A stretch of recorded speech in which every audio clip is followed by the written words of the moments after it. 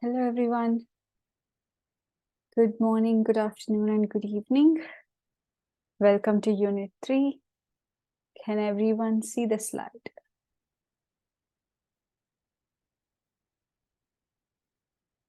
You can upvote or react. Anything works.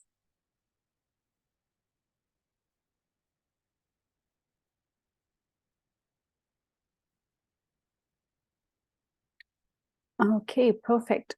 Slides are under overview. I just made my own personal copy to add some speaker notes, but everything is exactly same as what you have here under Unit 3 slides. Okay. So again, welcome to Unit 3. This week we will be discussing network monitoring and a little bit about protocols. So a couple of reminders, please turn on your camera, rename yourself with your pod number, followed by your full name. It will be easy to put you into the breakout rooms during the labs. And then while you do that, please answer the below question. What's the best gift you have ever received?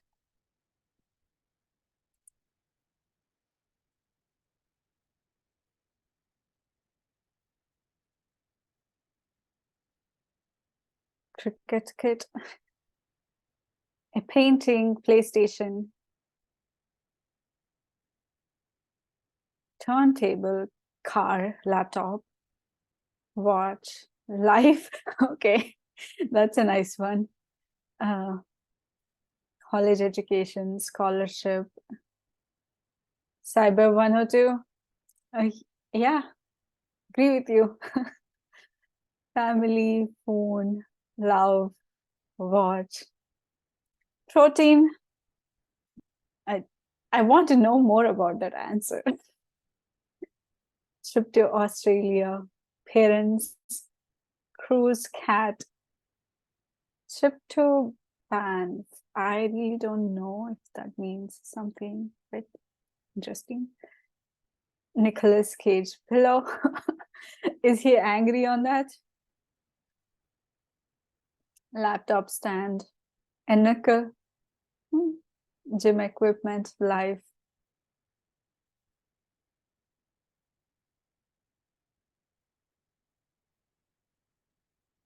Okay. A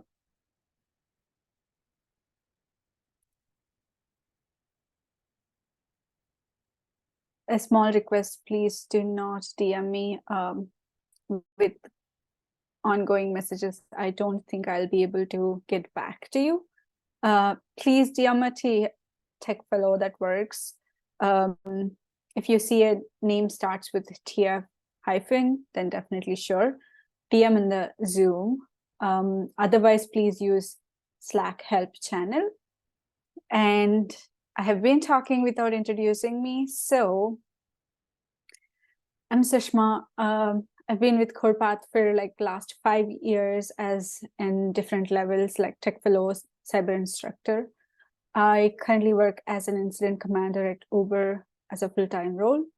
Okay, sorry for introducing late. Okay, so a couple other reminders. As a community, be present physically and mentally.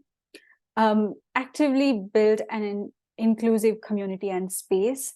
So practice curiosity and adapt a learning mindset. Ask for help when we need it. Keep our cameras on. So if you participate by asking questions or answering questions or doing some labs or like, just reading, even if you're not interested, just by participating, you will build a curiosity, you will build an interest towards the topic and whatnot. So try to follow that. Today's agenda. So first 10 minutes will be intros and then going over your feedback from the last sessions. After that, we'll be doing like common network protocols and then how packet sniffing works. And lastly, we'll try to have like at least 45 to 60 minutes for the lab, so you can complete that during the session. And last 10 minutes is for wrap up and survey. So moving on, last week you gave feedback that like, you really loved the instructor, the teaching methods, and instructor talking in general. And a lot of people wished for like a lengthier session. So really happy to see that. And at the same time, enjoyed the lab sessions is one of the feedback we received, or most common feedback we received.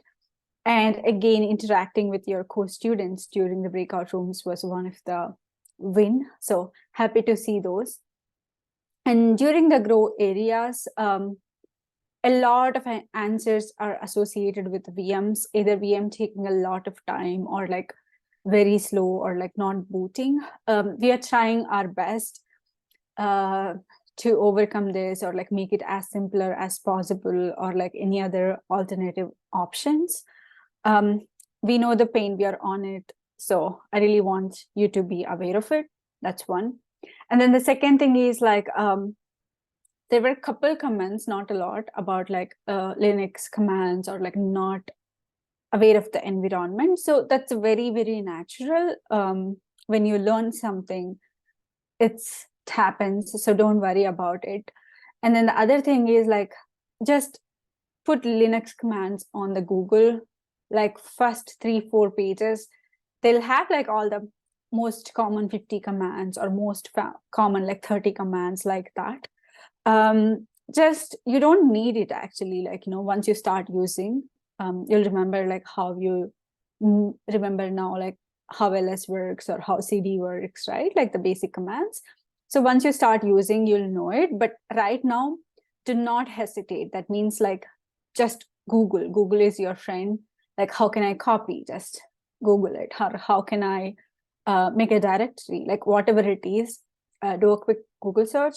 And there are some screenshots as well. I'll try to post it towards the Slack channel. If not, just Google for it. You'll get like a screenshots with the most common commands and how it's used, or what's the purpose of it. That's one recommendation I have towards that one. Okay. Before starting the session, let's have a discussion. So what are network protocols that you are aware of or already heard about? If you can write the name of the protocol with like how it can be used. I see BGP, TCP, SMTP, TCP, UDP. Okay, that's a lot. Lot of messages. UDP, this video. Okay, good answer. IPsec, SSH, SMTP, ARP, RDP, SSH, FTP, HTTP, HTTP, HTTPS. Anything with P at the end. Nice. Yeah. Good observation. IPsec.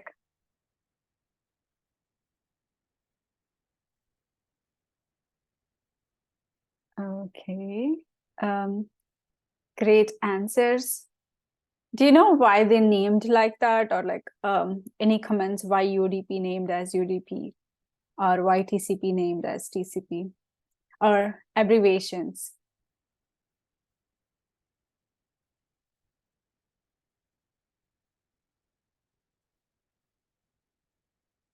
Transfer control.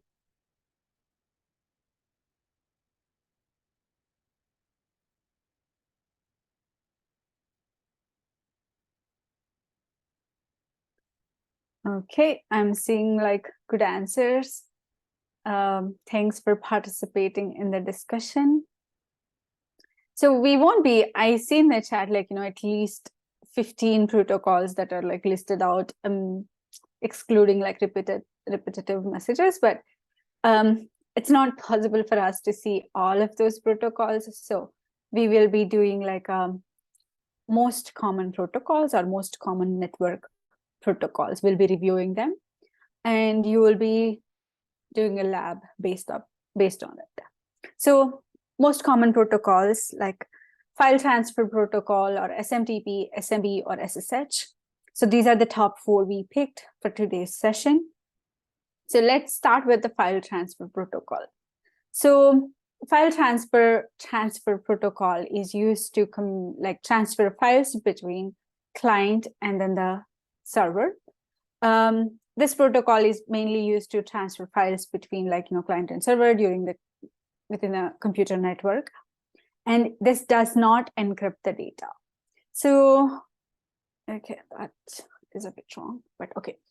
When FTP is communicating, it establishes two different connections, not just one.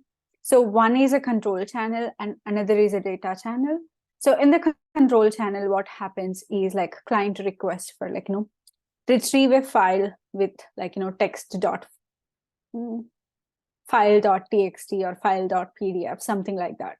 So like a client requests something like that, and server responds back with that, okay, here is a file. So that first control channel will be used for those commands. And then the data channel is where that communication, that actual file transfer will happen. It just makes it easier, no interruption when control channel is sending some commands. So that's the purpose it's used like that. So the receiving control instructions won't be disrupted. Again, one last thing to remember here is FTP do not encrypt any data. So everything transfers in a plain text. So obviously, it does have its own flaws. So the biggest problem with FTP is it sends the data in plain text without any encryption mechanisms. This means that anyone who can intercept the traffic can read, modify, or steal the files.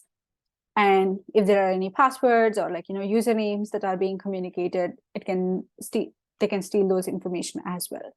So many FTP servers and clients allows user to set their own passwords. This makes life easier for attackers to brute force and figure out steal the passwords. Why it makes easier is some of the users may go for or may opt for a simple password 1234 or password or whatever it is, right? So there are good amount of attacks possible. So the most common top 3 are directory traversal attacks. So this FTP vulnerability includes which makes a successful attack overwrite or create unauthorized files that are stored outside of the webroot folder. So you can just make changes to webroot folders or take files or delete files from the webroot folder. The cross-site scripting vulnerability, it's more of insufficient sanitization makes it possible. That means you can by using reflected cross-site scripting through an image element, you can insert some script. If there is a legitimate user comes and visit that site, the script will be executed, and then it can steal users, cookies, sessions, and whatnot. And then the last thing is anomalous authentication. Older FTP servers, they can be accessed without having any login credentials. So that makes it anomalous activity possible, so that anyone, as soon as they detect there is a FTP server exists, they'll be able to perform actions, no authentication required. Moving on, let's look at the other protocol, simple mail transfer protocol. So this email service uses to exchange mails, as it says, simple mail transfer protocol. So in simple words, client sends an hello, and then server responds back with a sample response code 250, and this is my domain, email.com, or this is where we'll be communicating, something like that. And then onwards, the emails will be transferred between the client and server. And 250 response code is just an example. It does have multiple other response codes as well, the success response codes. Again, the data is not encrypted, so there are a good amount of attack possibilities here as well.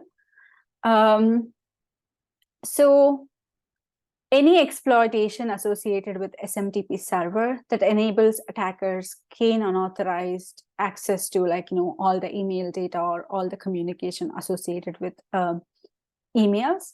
Attackers can see the email addresses that are stored on your server and send messages like phishing emails or scam emails to those people. And also they can pretend as you. Again, directory harvest attack. This is simply a credential attack. It's more of like you will be discovering like most common like username and passwords or like server credentials using like directory harvest attack or the man in the middle attack. Same as the FTP, the data in transit is not encrypted. So if anyone captures the traffic, they can read the messages or they can read the emails or capture the data, export the data and whatnot. Other thing is like SMTP injections. Due to sanitization failures, like a manipulator can format the headers or can change the email content and then send malware links or phishing links to the recipients or pretending it to be coming from like a legit source. Other one is server message block. So this is in Microsoft Windows communication protocol. So it's more of like again, client and server communication protocol shares access to serial ports, files, and other resources on the system. So SMB protocol also has a capability to execute transactions between the protocols and multi-processing the communication. There is like a one strong attack against the SMB. So the first one is like a relay attack. So if any attacker captured a password or password hashes, they can pretend as it's coming from like a legit network and send it from like a compromised server and pretend like it's a legit one. Another one is like Eternal Blue. So this was one of the strongly crafted script. So here what happened is like this duplicates a Windows machine or Windows server where it's not been patched or not been updated to the known vulnerabilities. It uses that machine as like an legitimate network to send data packets. And these data packets can contain malware such as like Trojans, ransoms, or some other dangerous programs. And the last one is brute force trial and error attacks based on the credential guessing, right? Like you will have a dictionary attack or like whatever the type of attack with the number of possibilities you can perform those attacks. The last protocol, Secure Shell, SSH, a cryptographic based network protocol for operating network service securely and reliability over an unsecured network. So SSH protocol uses encryption to secure the connection between client and server. All user authentications, commands, or outputs or file transfers are encrypted. But this can protect up to some extent on the attacks against the network, but it's still, there is no guarantee that we don't have any attacks here. There are still attacks associated with SSH protocol. The most common one is like port scanning, looking for like any open ports and then use those ports for like to find vulnerable services. Other one is like dictionary attack. This is the most common attack, it's possible everywhere. You will just try to find most common passwords or just brute force until you find the valid credentials is the simple correct answer here.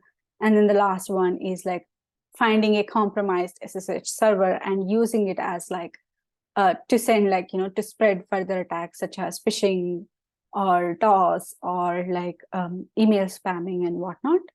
So let's look into each one of these in an like simple how it works type of a scenario. The first one is cross-site scripting, how it works in the FTP server. So a attacker injects a malicious script onto this, like, a legitimate website or a trusted website.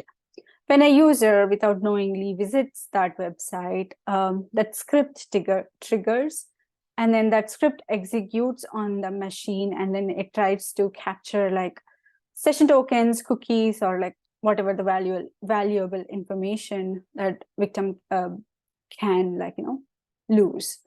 So the other example is like the man in the middle. So in general, the normal client and server flow, like generally clients send some request, server validates it and sends back, and clients validates if it's really coming from the actual server or not, and then the communication happens in like send, SYNAC, like whatever the flow, right?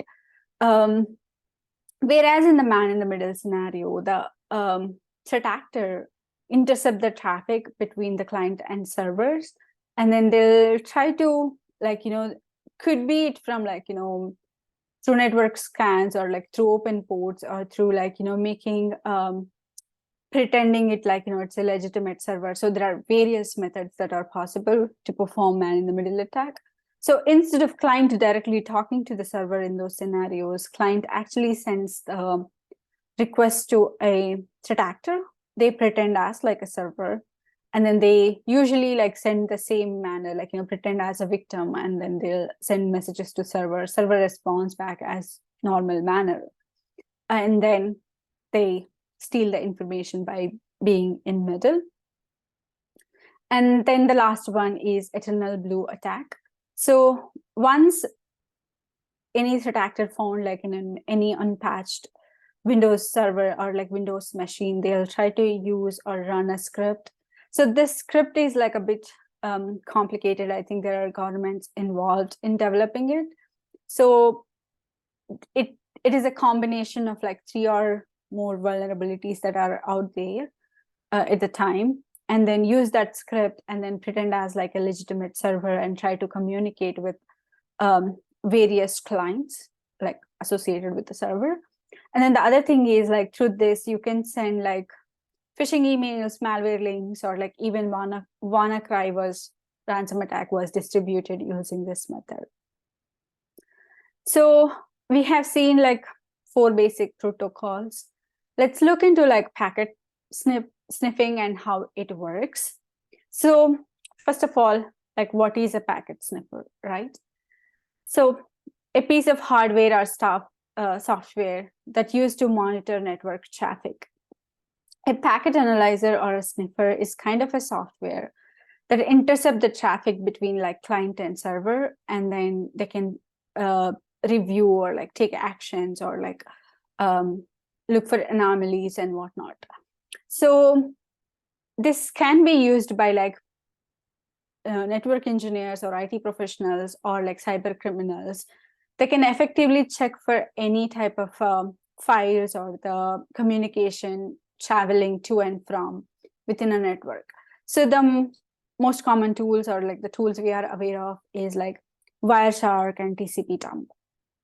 So let's have a small exercise. You can annotate right on the screen. Since sniffers work by examining streams of data packets that flows between the computers, what kind of information do you think they can be captured? Use the Zoom meeting to annotate tools. Write your ideas on the slide. You can find it on the bottom of your Zoom. Like you can just click annotate and you can start writing. Or we can use chat if that's easier.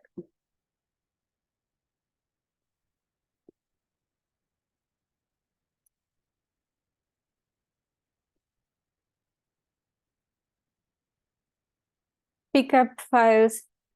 So let's not go into the details yet. It's more of like you have capability to view to and from traffic. What kind of information you will be able to, you'll be able to capture. Data, source IPs, destination IPs, sender receiver information, IPs, MACs, URLs, unencrypted data. I definitely missed like at least 20 messages above.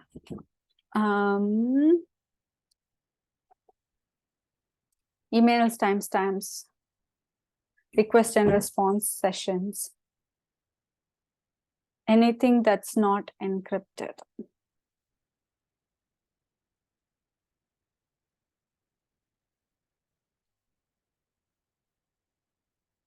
Passwords, Emac URLs, I think I read these. Malicious patterns, okay, that makes sense. Data fragments, of course. Traffic, okay.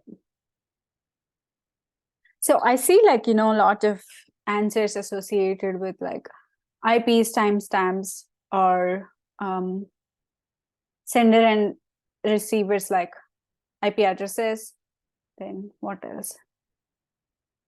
Title and title content, network information, source destination addresses. So these are the most common addresses. Answers. Using sniffers, it's possible to capture almost anything. Like, for example, if what websites this user is frequently visiting, or what is the most viewed on that site, or like the content or the destinations of any email, like all details or all downloaded files, like almost everything is possible. So let's see how packet sniffers work. Sniffers work by examining streams of data packets that flow between like computer networks, as well as between networked computers of the larger internet. So these data packets will contain like, information associated with, like, you all answered it, like that's why I don't want to like repeat it. Almost everything, right? Like from client to server, server to client, everything will be covered in those data packets. So once these raw data is captured, these softwares or like packet sniffing tools analyzes and presents it in a readable format, or more easy for user to understand what is this in general. So there are multiple ways to intercept traffic. The first one is like port mirroring. So in port mirroring, what happens is like you will have source port, which is having like a global schema. And at the same time, you have like a destination port, again with a global schema. And you will have like uplinks those with like, port, source port with an one switch, and then like destination port with another switch. All these traffics will be like, communicates through these mediums. And now you'll be able to view or like capture all the packets that's communicating between like source port to destination port, like because you're using like a same rules like for all the communication. Another easier method is like network tap. So you'll have a point A and point B, and it's more of like you'll place a tap between like 2 points. It's more of like a wired connection. So all the communications that's going from like point A to point B will be through this medium, and you'll be able to see everything. And let's have a quick check on our understanding. So you placed a perfect packet sniffer, like, in whatever the method. So is this sounding similar to host intrusion detection system or a host intrusion prevention system?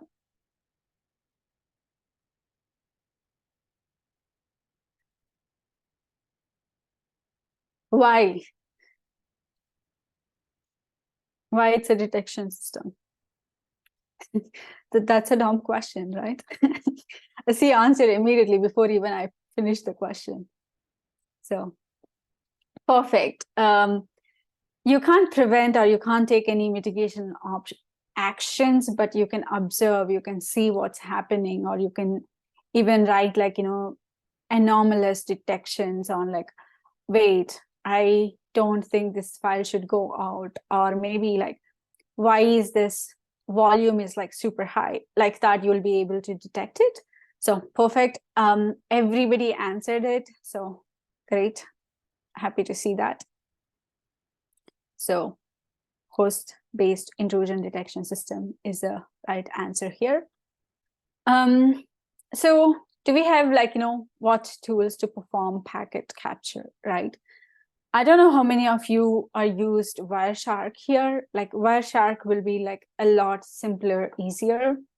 You can just download it and set it up with your network. And then because it's UI, you will be able to like change your settings and see like, to which IP you want to capture, to which domain you want to capture, or like what type of HTTP or like FTP, like whatever the traffic you really want to specifically watch or capture, right? So everything works here.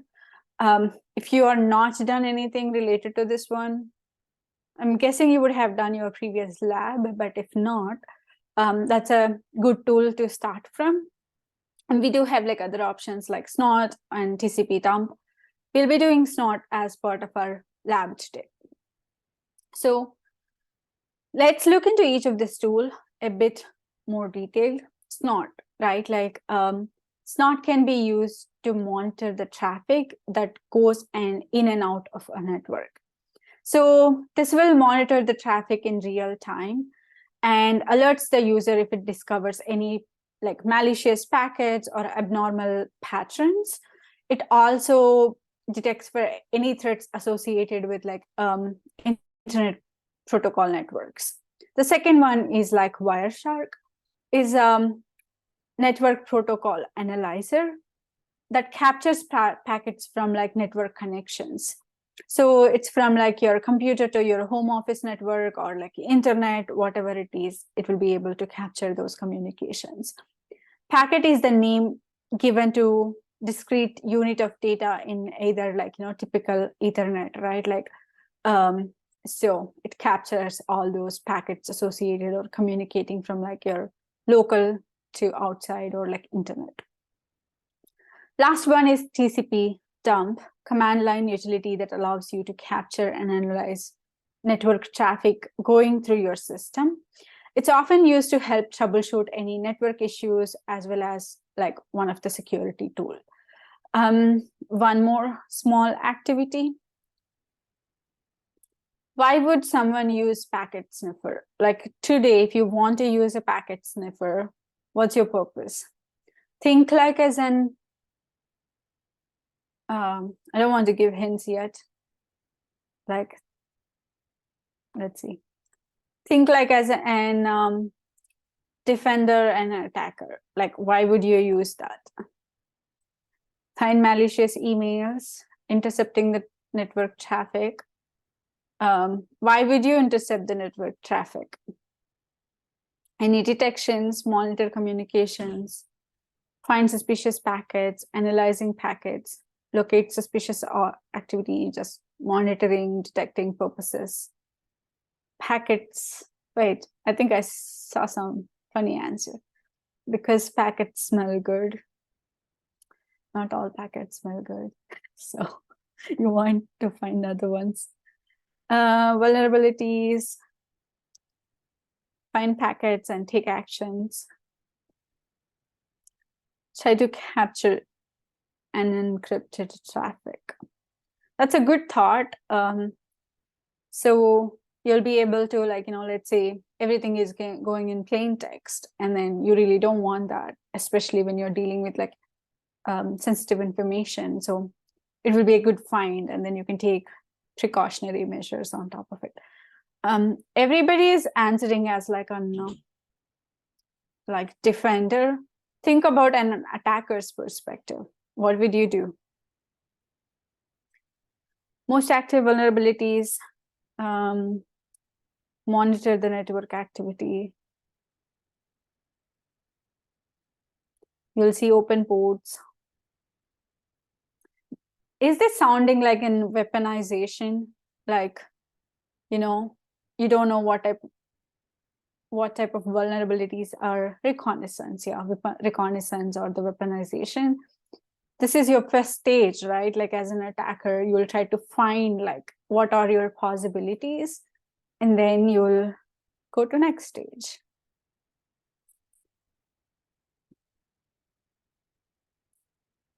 Yeah, getting the information that people don't want others to see. Lurking in the network, research vulnerabilities.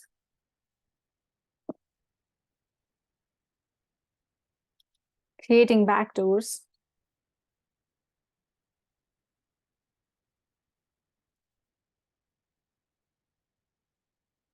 Okay, I feel like the next slides are not required, but because we have slides, let's go over them. So why we use packet sniffers, right?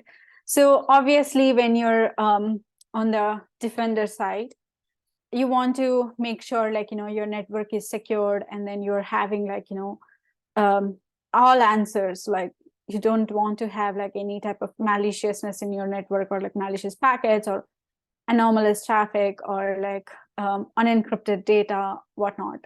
And then you'll be able to use these packet sniffers as your pen testing tools to monitor the data to ensure that like, it's encrypted. Other use cases can include like, tracking down your network bottlenecks, like what's taking like, all the resources, or what's happening, or like how can you prevent it, right? And then you will be able to test your firewalls and network security efficiency. And then again, because you're on the defender side now, you'll be able to like, look for any type of attacks or any type of scans that are coming your way, or any type of malware running, or like, within the network. So all those. And then also hackers, or like you being like an red team side, something like that, you can use as like an eavesdropping tool, and you can look for any unencrypted data. Any information captured is useful, like some or the other way. If that information ends up being like a password, it's super useful, right? So you can collect information, you can collect data, and you can collect any unencrypted passwords or authentication tokens, and you can reuse them if it's possible. Okay, I didn't expect the session to go this fast, but what's the one good thing, if you could reflect from today's session, and then what's the one good thing you learned today?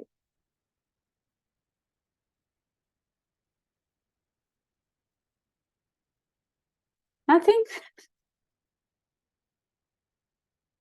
Importance of sniff, network protocols, different types of attacks, packet sniffing, types of attacks. Okay, snort. Yeah, you'll be learning more about snort soon. How to attack, refresher on protocols.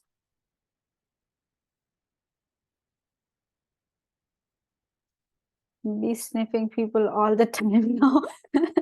No, don't do that. Please. It's unethical. I know you're joking. Okay. Learning about different tools. Easy to communicate on the network. Okay. Great. I'm happy. And then I really want you to have a takeaway as like, there are still like FTP servers out there like that you can scan. You can find that like, these servers do not have a stronger authentication mechanisms and whatnot. But still be on the good side. Once you find it, like feel free to report that to those like companies or organizations on or whatnot. A lot of them do have like bug bounties. Scan and see like what you will find. There are some are traps out there, so don't fall for those. Just like be on that like touch and go side. Other thing is like definitely do use or try to use 3 of them, like Snort, TCP dump, and Wireshark. 3 do have like its own style, its own presentation, I would say. So Snort is different how Wireshark like analyzes the data, right? So you will have like different perspective, different view, different methods you'll learn if you try to use 3 of them. But for the lab, you really don't need to use all the 3. Let's take a quick 5 minutes break. Then we'll do a little introduction towards the lab, and then we'll go to breakout rooms. I'll see you all at 10:45. That's a PST time. Is everyone back? You can upvote.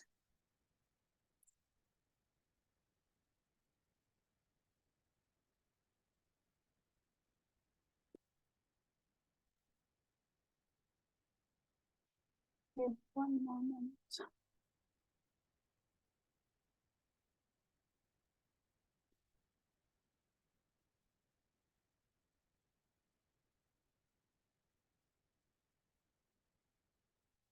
Okay.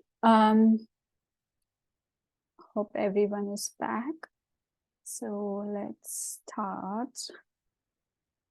So in the lab, you will be using like a snot, and then first of all, like, you'll be able to set up your own like network, like, how you can monitor it, or how you can utilize snot rules, and then how can you capture or review the data.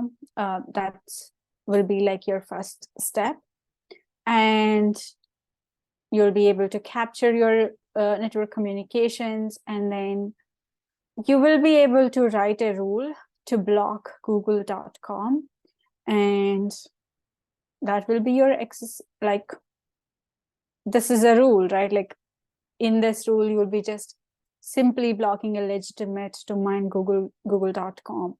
But think about a real life scenario where the domain is malicious and it's known to be like hosting phishing links or like malware, ransom, whatever it is.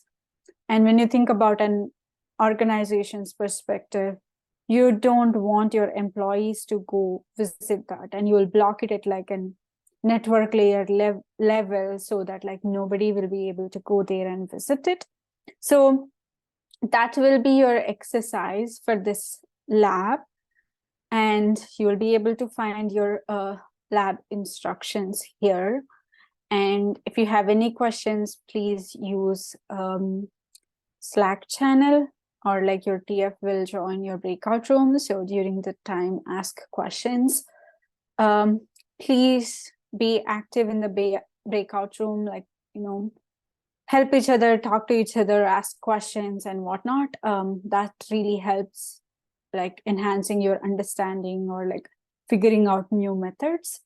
With that, we can open up breakout rooms for 1 hour.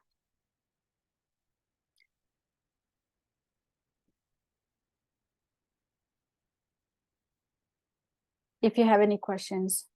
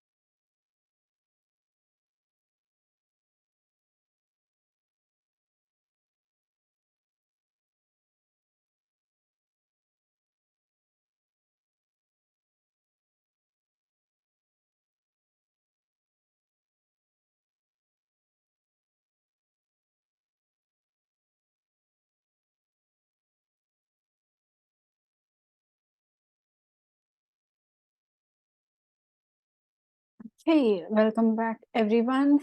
Hope you enjoyed your lab session today. So, during this project, this is a continuation. You can say that it's a continuation or like a step ahead from your project one, what you have done on the SMTP. So, hope everyone can hear me, right? Okay, so this time you will be doing like, on FTP server instead of HTTP. You will be analyzing a PCAP file that's provided on the assignment. And all the details will be like, same how you submit your assignment and where you can find your instructions, and all those details will be same. So you hope you'll have fun while doing the assignment. So when it comes to this week's survey, we will be doing early course survey instead of session survey. So you'll be giving or like reviewing a feedback based on like all the 3 sessions instead of just 1 session. So this might take like a 1 or 2 minutes extra than your regular survey. Please complete the survey.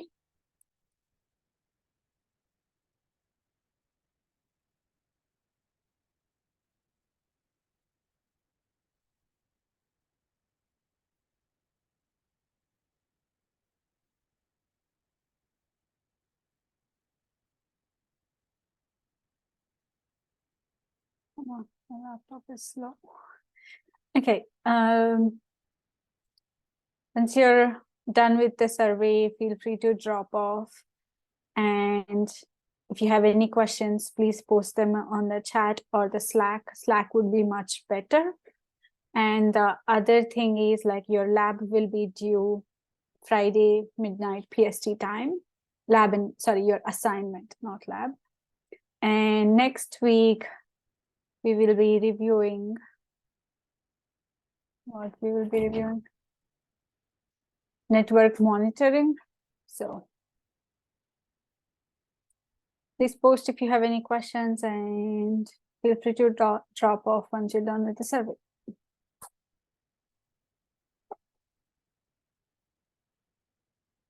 Your hand raised. You had a question?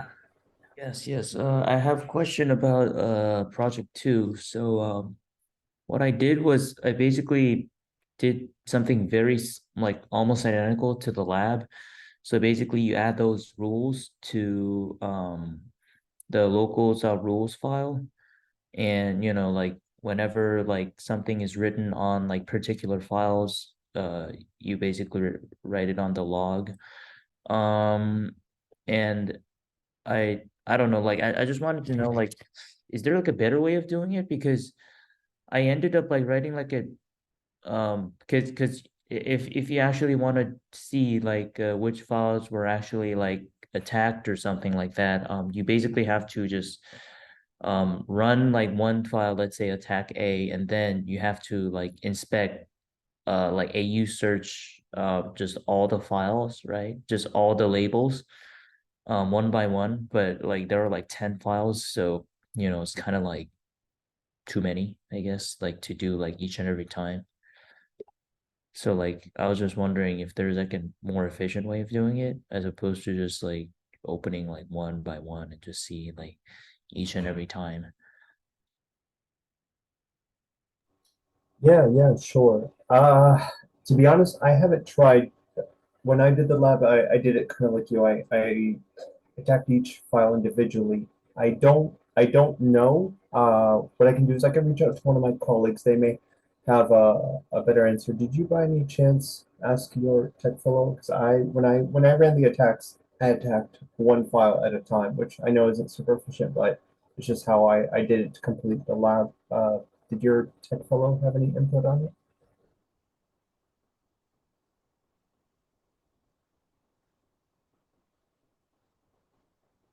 Um, What is it? I was just wondering, I kind of did it like yourself, where I attacked Yeah. one file at a time. I was wondering if your tech fellow, did they do anything different? Did you by any chance run this question by them? Uh, by tech fellow, you mean like other staff members or my pod mates? Like the tech fellow for your pod.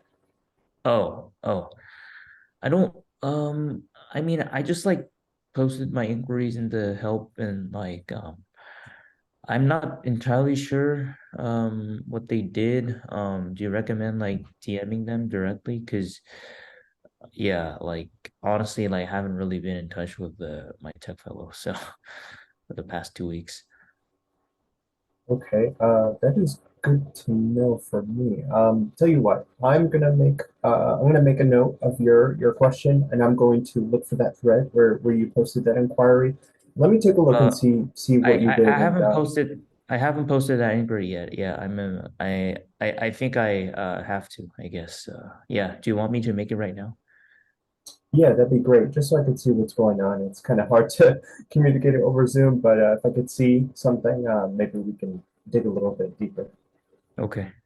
Yeah. I mean, I I just like tried making like a shell script actually. But it's like, like I think it's like kind of imperfect, I guess. Because apparently I got some points docked off, so I'm just assuming that maybe there were some like issues in my script that kind of didn't really like work, I guess. So yeah, I was just like wondering. Okay. Well, the assignments are you are available to resubmit them. So let's take a look at the code in the script and see what's going on, see how you're running that attack, Um, and we I can figure actually out. did include the screenshot of my script in my submission actually. So yeah, You did or did not? I did. Yeah, I did. Okay. I personally don't have access to any submissions, so if you want to post something in Slack, that would be better, just so we can see. Okay. Yeah, I can do that. Yeah. I'll I'll do it right now. I think that'll be better. Great. Did anyone else have any last minute questions? Otherwise, I'm going to have the operations team close out the Zoom room. Uh, Going once, going twice. Anyone else? I think we're okay. All right, Sushma, I think we're going to close out.